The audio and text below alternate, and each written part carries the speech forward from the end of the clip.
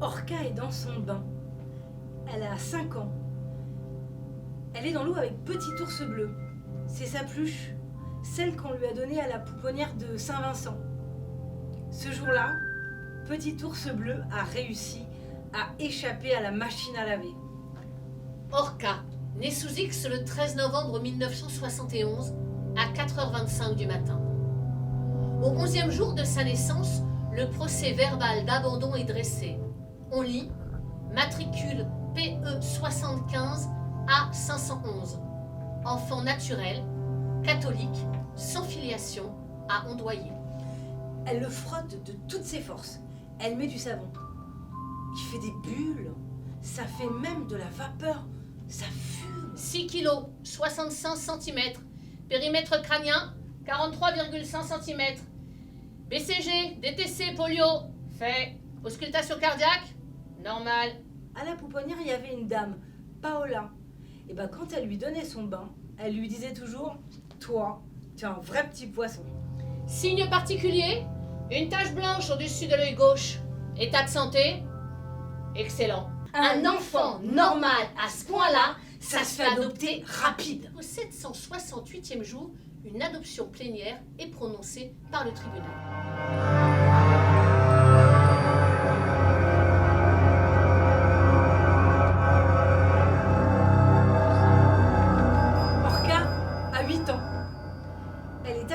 Sur un banc en plastique au parc aquatique d'Antibes.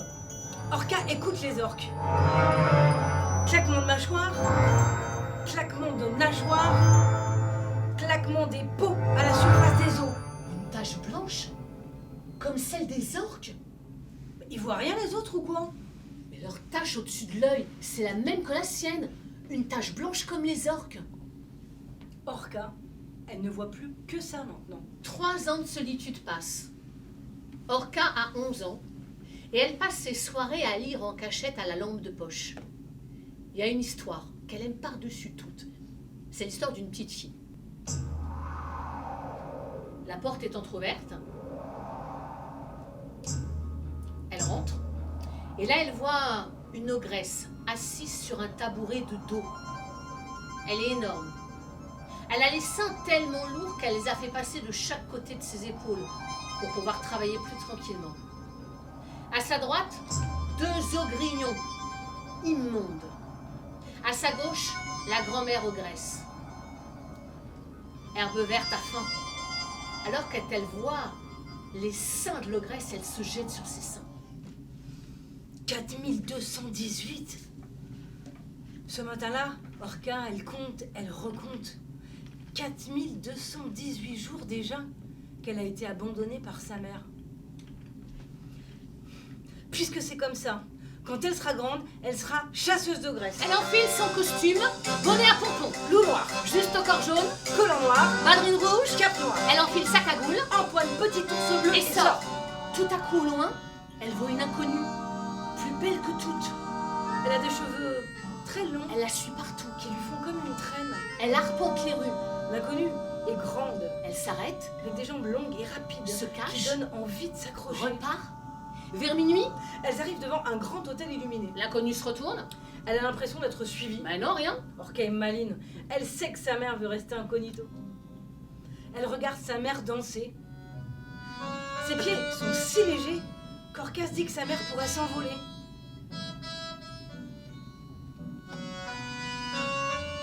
Elle pourrait rester là toute la nuit à applaudir avec les autres. Les lignes grincent dans sa tête, les couleurs trompettent. Les couleurs grondent énormes comme un moteur de sous-marin au fond de la mer. Bleu électrique, rouge, sang, jaune, électrique, noir d'encre. Des ogresses monstres, aux angles droits aiguisés comme des couteaux. Des chasseuses sans pitié. Des squelettes, des toiles d'araignées, des pieuvres, des momies et des anges. Et puis parfois un être gris et solitaire dans la blanche immensité. Orca, comme un crachat. Je m'appelle Orca, j'ai 13 ans. Je veux tout faire péter. Bon, au collège, on se dit qu'il y a peut-être un problème. Orca, quand est-ce que tu vas arrêter de dire à tout le monde que comme métier, tu vas être chasseuse d'ogresse? C'est pas possible, puisque les ogresses n'existent pas. Ça commence mal ce rendez-vous. Orca rentre ses dorsales, ferme ses ouïes, serre sa mâchoire. Elle flotte quelque part dans le Grand Nord. Je voudrais que t'arrêtes de tout casser, de tout mordre. Je voudrais que t'essayes de parler un peu le langage des humains. Est-ce que tu connais la légende de Sémiramis? Ce jour-là, une petite brèche s'ouvre dans les peaux d'Orca. Et plus sa peau se détend, plus Orca parle. Qu'est-ce qui nous fait nous sentir appartenir aux humains? Tous les mots qu'elle a lus, entendus, maintenant, elle s'essaye à les passer par sa gorge. Ça va même jusqu'à des vagues, des flux, des reflux, des marées entières de mots qui se déversent. Au matin du 15 530e jour, elle entend à la radio que la loi 2002 pour l'accès aux origines personnelles est passée. Elle se lève, prête à partir en chasse contre sa mère l'ogresse, car qui d'autre qu'une ogresse aurait pu la vomir ainsi? Étape 1. Écrire à Lazo. Aide sociale à l'enfance. Étape 2. Attendre. Étape 3. Recevoir la réponse. Étape 4. Attendre. Étape 5. Recevoir le rendez-vous pour l'ouverture de ton dossier. Étape 6. Attendre. Étape 7. Rencontrer la psychologue de Lazo. Étape 8.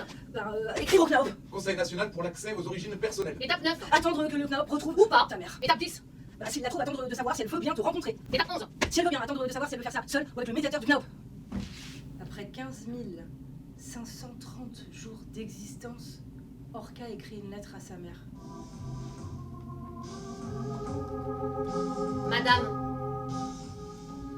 souvent, je vous ai parlé, comme on parle à une absente, plus qu'à une inconnue. Vous étiez un fantôme plus intime que quiconque. Alors des vies, des visages, je vous en ai inventé. Des milliers, chaque jour. Adulte, j'ai fini par comprendre que vous ne viendriez pas au-devant de moi. Après 15 542 jours de quête et d'enquête, Orca est à Toulon. J'ai une grande au cœur. C'est là que vit sa mère biologique. L'ogresse vit dans une cabane en béton perchée en haut d'une tour de la cité Beaucaire à Toulon, au 9e étage. Orca prend l'ascenseur. Elle monte. Elle a l'impression qu'il ne va jamais s'arrêter, qu'il va toucher le ciel. Et en même temps, elle se sent aspirée par le bas, là où il n'y a plus rien, que le noir, les monstres et toutes les ogresses du monde. Marie Costanza est une ogresse minuscule d'1,60 m, tassée, sans presque plus de dents. J'ai fait des petits chocs cardiaques. Elle ne parle que des morts, les mélange avec les vivants. Elle se nourrit de yaourt au lait caillé et de brioche. Elle raconte son histoire, ou plutôt l'histoire de la famille Costanza. L'arrière-grand-mère, la grand-mère et la mère d'Orca, qui disaient toujours « Nous, avec les sorts, on a la mort ». La bisnonna Maria abitava a Sousse et raccoglieva bambini. L'arrière-grand-mère, elle vivait à Sousse, elle récupérait des enfants siciliens, très pauvres, et elle les plaçait. Les filles, elles étaient envoyées dans des hôtels à 15 ans pour être femmes de ménage. Là, elles étaient violées, elles revenaient enceintes et Maria s'occupait d'elles. Enfin, s'occupava. Non, veramente non. Arrivé mouillé Sassolino. dans le monde. Appena arrivato Sitôt arrivé, nel mondo sitôt recraché.